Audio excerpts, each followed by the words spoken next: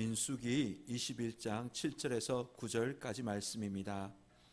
구약 230면 민수기 21장 7절에서 9절까지 말씀입니다. 이제 봉독합니다. 하나님의 말씀을 경청하십시오. 백성이 모세에게 이르러 말하되 우리가 여호와와 당신을 향하여 원망함으로 범죄하였사오니 여호와께 기도하여 이 뱀들을 우리에게서 떠나게 하소서. 모세가 백성을 위하여 기도하매 여호와께서 모세에게 이르시되 불뱀을 만들어 장대 위에 매달아라. 물린 자마다 그것을 보면 살리라.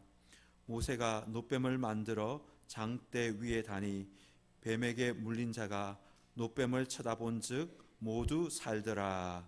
아멘. 하나님께서 이 말씀을 통해 우리에게 은혜 주시기를 원합니다.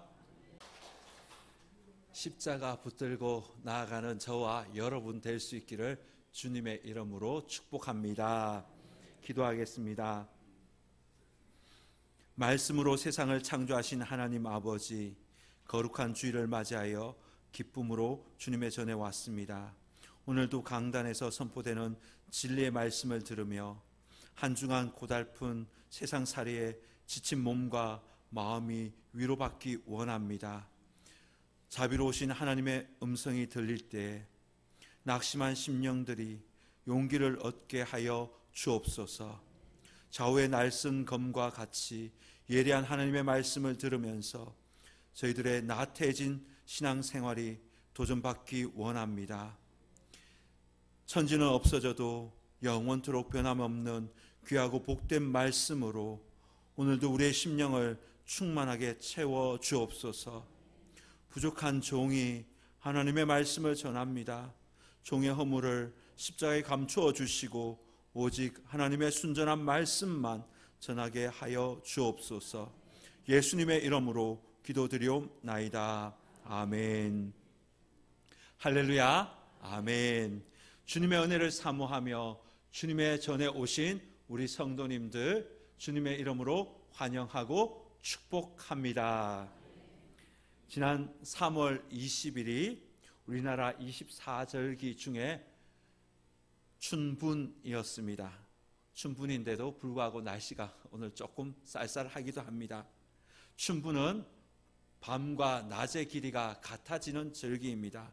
그래서 완전한 봄을 느낄 수 있는 절기입니다. 봄이라는 계절을 완전히 경험할 수 있는 날이 이제부터 시작이 되는데, 봄이 되면 우리 삶에 여러 가지 변화가 일어나는데 그 중에 하나가 옷의 변화일 것입니다.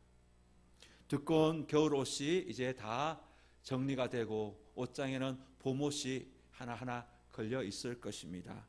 저희 집도 지난주에 옷 정리를 다 하였습니다. 겨울 옷들을 다 빨고 이제 봄 옷들이 옷장에 딱 정리되어 있는 것을 이제 보았습니다. 계절이 바뀔 때 특히 봄이 되면 전 세계의 여성들이 공통적으로 하는 말이 있다고 합니다. 입을 옷이 하나도 없네. 예, 저도 몸이 조금 불어서인지 옷장에 입을 옷이 조금 부족하다라는 것을 느끼기도 합니다. 간지나는 옷들이 조금 맞지 않아 조금 걱정이기도 합니다. 믿음의 사람들에게는 꼭 반드시 입어야 할 옷이 있습니다. 그 옷이 바로 예수 그리스도의 옷인 줄 믿습니다. 우리가 입고 있는 죄의 옷을 다 벗어버리고 예수 그리스도의 옷으로 입어야 될 줄 믿습니다. 우리 옆 사람에게 축복합시다. 예수 그리스도로 옷 입으십시오. 아멘. 영적인 눈으로 볼 때 옷 중에 최고의 옷이 바로 예수 그리스도의 옷인 줄 믿습니다. 지난 주일에는 눈을 열어 나의 실상을 보게 하여 주소서라는 제목으로 하나님의 말씀을 나누었습니다. 미지근한 우리의 영적인 온도를 보았습니다. 하늘의 상급을 쌓지 않고 영적으로 가난한 우리의 모습들도 보았습니다. 주님을 밖으로 내보내고 나의 소견에 옳은 대로 살아가는 우리의 실상을 보기도 하였습니다. 눈을 열어 우리의 실상을 보고 주님을 마음에 모심으로 주님이 주시는 그 풍성함을 경험하기를 원합니다. 이것이 바로 설교의 결론이었습니다. 오늘은 눈을 열어 주의 은혜를 보게 하소서라는 제목으로 하나님의 말씀을 전합니다.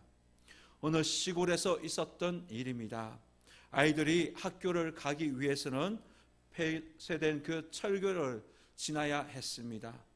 그런데 많은 아이들이 이 철교를 지나면서 아래를 내려보다가 어지럼증으로 인해서 이 강물에 빠지기도 하였습니다. 그런데 통통하고 배가 부른 아이는 항상 지나가는데 빠지지 않는 거예요. 그 이유를 알아보았더니 배가 볼록 튀어나와서 아래를 볼 수가 없는 거예요. 물 아래가 보이지 않는 거예요. 그래서 항상 위를 보고 다니니 그 철길을 그냥 잘 지나갔다라는 이야기가 있습니다. 시선을 어디로 향하느냐에 따라서 우리가 사느냐 죽느냐 이것이 결정되기도 합니다. 베드로가 눈을 들어 예수님을 보았을 때는 풍랑이는 그 물에도 안전하게 건너갈 수 있었습니다. 그러나 그의 시선을 예수님에서 풍랑으로 옮겨지자 그가 바다에 빠지고 맙니다.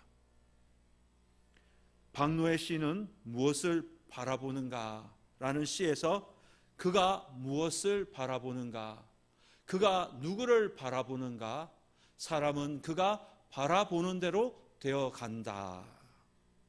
그렇습니다. 어려움 속에서 눈에 보이는 절망적인 상황을 바라보는 사람이 있는가 하면 힘들지만 그 상황 뒤로 역사하실 하나님의 손길을 바라보는 사람들도 있습니다. 무엇을 바라보느냐에 따라서 나의 삶이 완전히 달라집니다.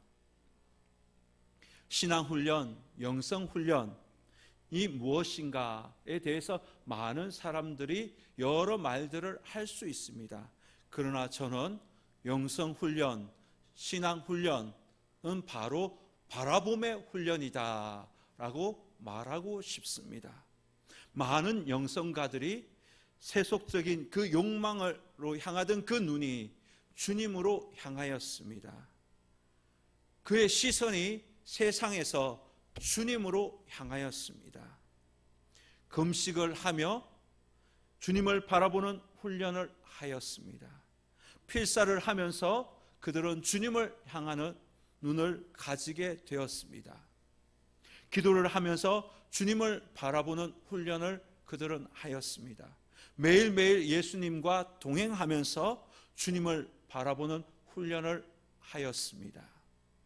우리 성도님들은 어디를, 무엇을 지금 바라보고 계십니까?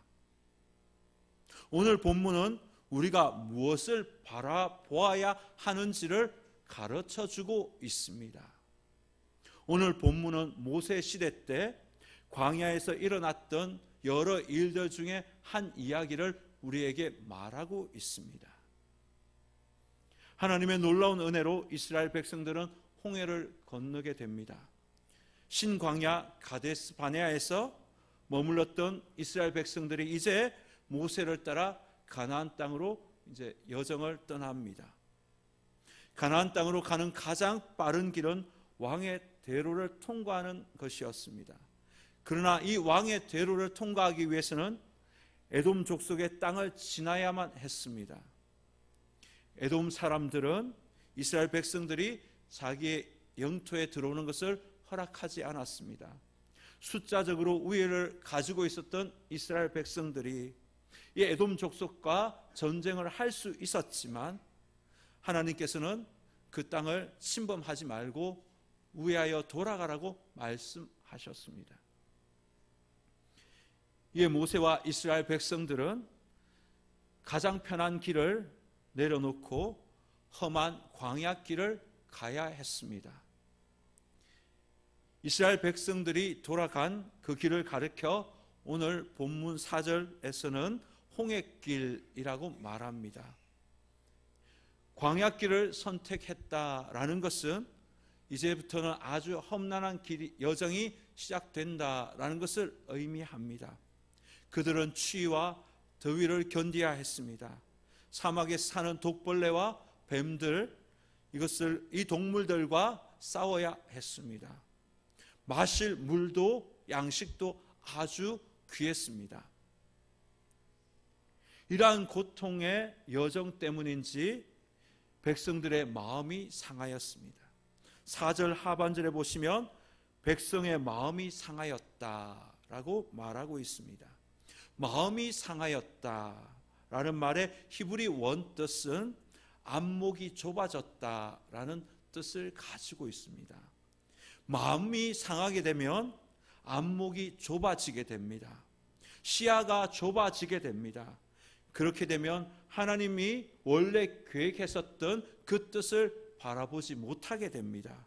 하나님의 선하신 뜻을 잊어버리게 됩니다. 당장 눈앞에 있는 그 고통과 아픔을 더 크게 보게 됩니다. 마음이 상하면 그 다음 찾아오는 것은 바로 불평과 불만입니다. 시야가 좁아진 그 이스라엘 백성들의 마음에 불평과 불만이 찾아옵니다. 5절을 보십시오. 백성이 하나님과 모세를 향하여 원망하되 어찌하여 우리를 애굽에서 인도해내어 이 광야에서 죽게 하는가? 이곳에는 먹을 것도 없고 물도 없도다. 우리 마음이 이 하찮은 음식을 싫어하노라. 이스라엘 백성들은 애굽의 노예로 살았습니다. 남자가 태어나면 강물에 던져 죽임당할 수밖에 없는 아주 절박한 상황들을 그들은 늘 맞이하게 되었습니다. 그러한 이스라엘 백성들을 하나님께서는 큰 은혜와 기적으로 그들을 구원해 주셨습니다. 그들을 보배로운 백성이라고 칭해 주셨고 독수리가 새끼를 업음과 같이 이스라엘 백성들을 업어서 그 강을 건너게 하였다라고 주님은 말씀하였습니다. 그런데 이스라엘 백성들은 어찌하여 우리를 애굽에서 인도해내어 이 광야에서 죽게 하는가? 라고 하나님과 모세를 지금 원망하고 있습니다. 뿐만 아니라 이스라엘 백성들은 하나님이 공급하시는 그 은혜를 멸시하며 불평하고 있습니다. 먹을 것도 없고 물도 없도다. 우리 마음이 이 하찮은 음식을 싫어하노라. 하나님께서 이스라엘 백성들에게 먹을 것과 입을 것 모든 것을 다 제공해 주셨습니다. 물이 없으면 바위에서 생수가 나게 하셨습니다. 하늘에서 만나를 내려서 그들을 배불리 먹이셨습니다. 만나야말로 하나님께서 이스라엘 백성들의 생명을 책임지신다라는 증거입니다. 은혜의 증거가 바로 만나인 것이지요. 그런데 그들이 은혜가 떨어지니까 모든 것이 다 불평, 불만으로 다가옵니다. 만나를 하찮은 음식이라고 표현하지 않습니까? 하나님께서 이들을 심판하십니다. 6절의 말씀처럼 불뱀들을 백성 중에 보내어 백성들을 물게 하셨습니다. 불뱀은 사막에 있는 아주 붉은 독사입니다. 이 뱀에 물리게 되면 치명적인 독이 그 몸에 퍼지게 되고 열이 올라서 그 사람은 빨리 죽게 됩니다. 많은 사람들이 이 불뱀에 물린 것입니다. 그제서야 이스라엘 백성들이 자신의 잘못을 회개하고 모세 앞으로 나옵니다. 모세는 이스라엘 백성들을 위해서 중보 기도합니다. 모세의 기도를 들으신 하나님께서는 백성들이 살 수 있는 그 길을 제시해 주십니다. 8절과 9절입니다. 여호와께서 모세에게 이르시되 불뱀을 만들어 장대 위에 달라 물린 자마다 그것을 보면 살리라. 모세가 놋뱀을 만들어 장대 위에 다니 뱀에게 물린 자가 놋뱀을 쳐다본즉 모두 살더라. 아멘. 하나님께서 제시한 방법은 놋뱀을 쳐다보는 것이었습니다. 놋뱀이 중요한 것이 아니라 쳐다보는 것, 바라보는 것이 더 중요합니다. 쳐다본즉 살더라. 놋으로 만든 뱀은 아무런 능력이 없습니다. 취의 능력도 없는 무생명체입니다. 그러나 하나님께서 제시한 방법이었기 때문에 그 놋뱀을 쳐다본 모든 사람들은 다 구원을 받게 된 것입니다. 살게 된 것입니다. 하나님의 은혜를 경험하게 된 것입니다. 하나님의 은혜를 경험하는 비결은 나의 노력에 있지 않습니다. 하나님을 바라보는 그 바라봄에 있습니다. 나의 시선을 주님께로 향할 때 하나님의 능력을 우리는 경험하게 됩니다. 하나님의 은혜를 우리는 경험하게 됩니다. 예수님께서 두로 지방에 가셨을 때 수로보니게 여인이 자신의 딸을 고쳐달라고 주님께 요청합니다. 예수님께서 매몰차게 너에게 줄 은혜가 없다라고 말씀하십니다. 이때 여인이 옳습니다. 상 안의 개들도 주인이 주는 그 부스러기를 먹습니다. 저에게도 부스러기의 은혜라도 주님 저에게 주십시오 라고 겸손히 주님을 바라보았습니다. 주님께서는 그 여인의 믿음을 칭찬하시고 그의 딸을 고쳐주셨습니다. 겸손하게 주님을 바라보는 자가 주님의 은혜를 경험하게 됩니다. 눈을 열어 하나님의 은혜를 바라보십시오. 주님을 바라보십시오. 하나님은 저와 여러분 우리에게 은혜 주시기 위해서 이 자리에 와 계신 줄 믿습니다. 불평과 불만으로 여러분의 시간을 낭비하지 마시기 바랍니다. 본자가 나음을 입었습니다. 본자가 체험을 경험합니다. 시야가 좁아지면 하나님을 바라보지 못합니다. 땅에 시선을 두게 되고 그러면 불평과 불만이 원망이 많이 쏟아지게 됩니다. 그러나 고개를 들고 주님을 바라보면 주의 은혜가 보이기 시작합니다. 나의 시선을 주님께로 향할 때 보이지 않던 그 은혜가 비로소 보이기 시작합니다. 제가 30대 초반 선교지에 돌아왔을 때 친구들과의 그 만남 속에서 적지 않은 충격을 받았습니다. 친구들은 결혼하고 가정을 이루고 다 좋은 직장에 다니고 있었습니다. 대기업에 다니는 친구들도 있었고 의사도 있었고 교사들도 있었고 CEO도 있었습니다. 그 친구들과의 그 대화 속에서 참 많은 거리감을 느꼈습니다. 대화의 주제가 골프였고 자동차였고 지평수였습니다. 선교지에 살다 왔던 나로서는 참 그 대화에 낄 수가 없었습니다. 그날 밤 제가 기도하면서 하나님, 저는 뭐지요? 3년간 주님이 주신 비전을 따라 선교 현장에 다녀왔습니다. 주님, 제 미래가 두렵습니다 라고 기도하면서 문득 하늘을 쳐다보게 되었습니다. 그날 밤 서울 하늘에 별이 보였습니다.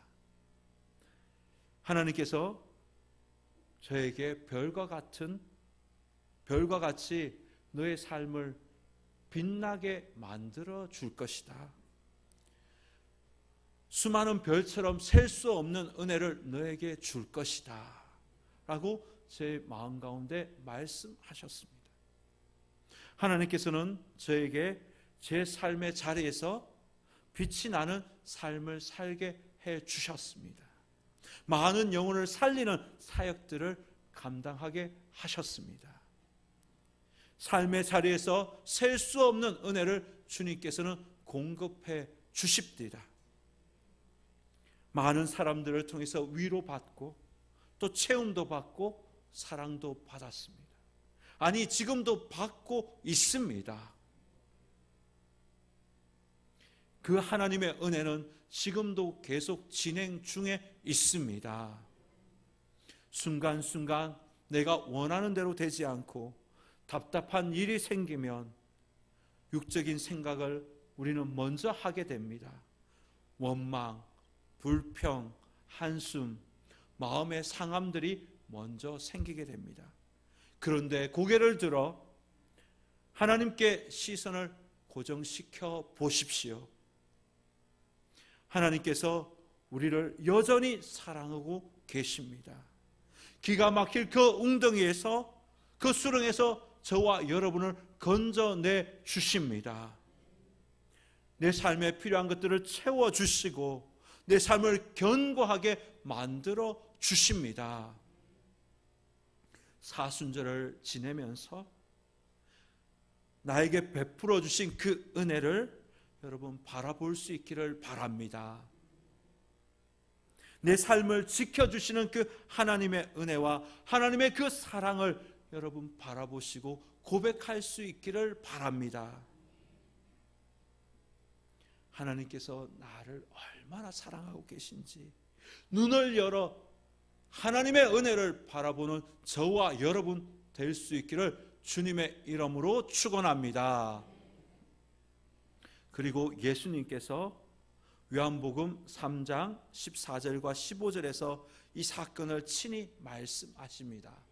모세가 광야에서 뱀을 든 것 같이 인자도 들려야 하리니 이는 그를 믿는 자마다 영생을 얻게 하려 하심이니라. 아멘.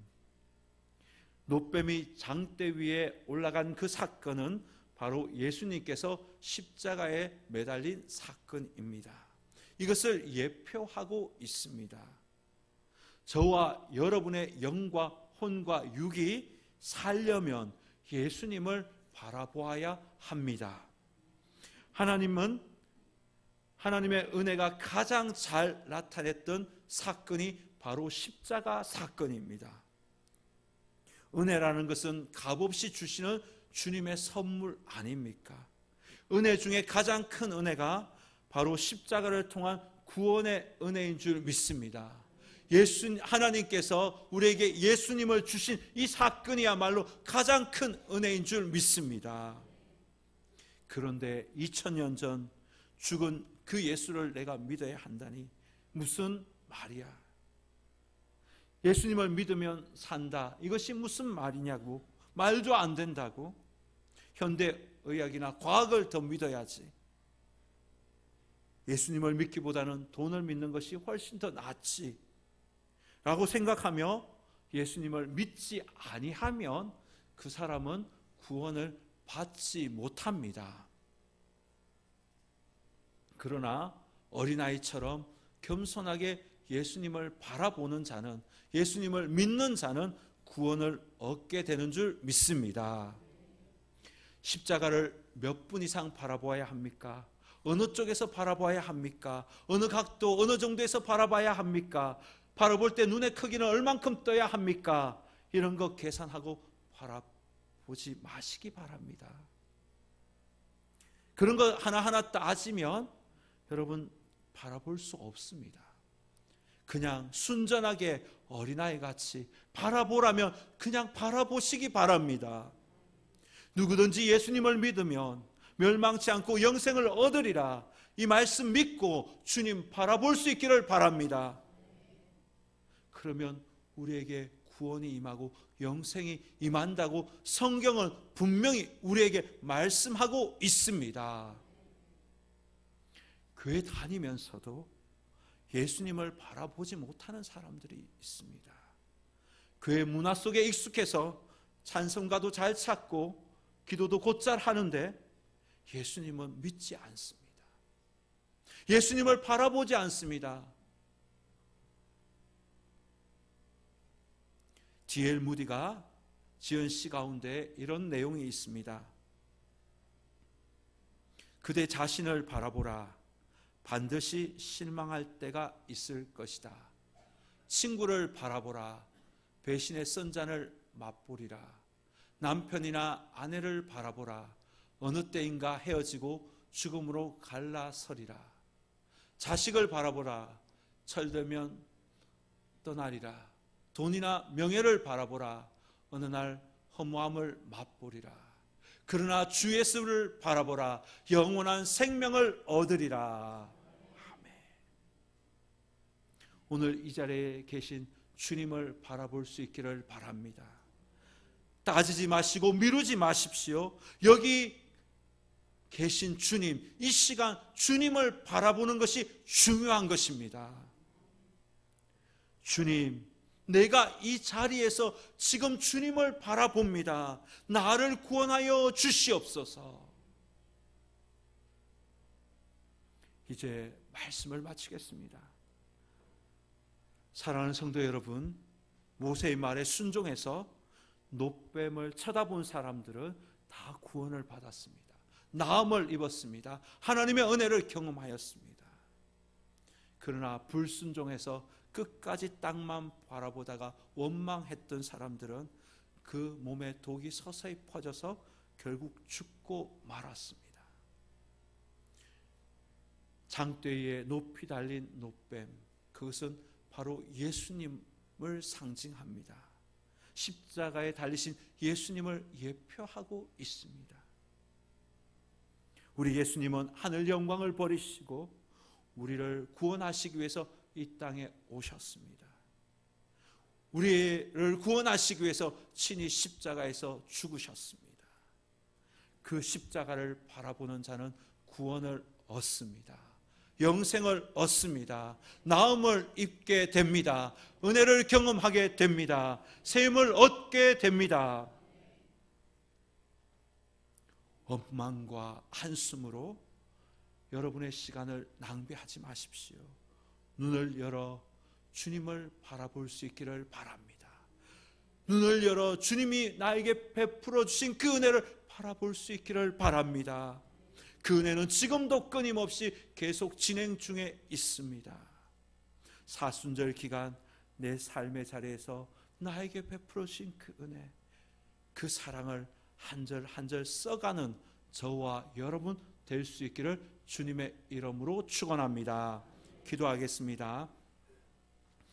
하나님, 사순절 주님의 말씀을 통해서 하나님의 은혜를 돌아보고 십자가를 바라보게 하여 주시니 감사합니다. 내 삶의 자리에서 불평과 불만, 마음의 상처로 인하여 소리가 나올 때마다 눈을 들어 주님의 은혜를 보게 하여 주시옵소서. 나를 사랑하시고 나를 지켜주시고 내 삶을 견고하게 해주시는 주님의 은혜를 보게 하여 주시옵소서. 원망으로 시간 낭비하지 않게 하여 주시고 주님의 은혜를 고백하며 바라보는 그 훈련을 하는 사순절 되게 하여 주시옵소서.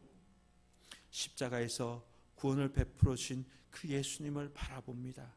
십자가를 통해서 치유와 회복이 일어나게 하여 주시옵소서. 주님이 주시는 샘을 공급받기를 원합니다. 우리를 살려주신 주님을 바라보며 내 삶의 자리에서 주의 사랑을 써내려가는 사순절 되게 하여 주시옵소서.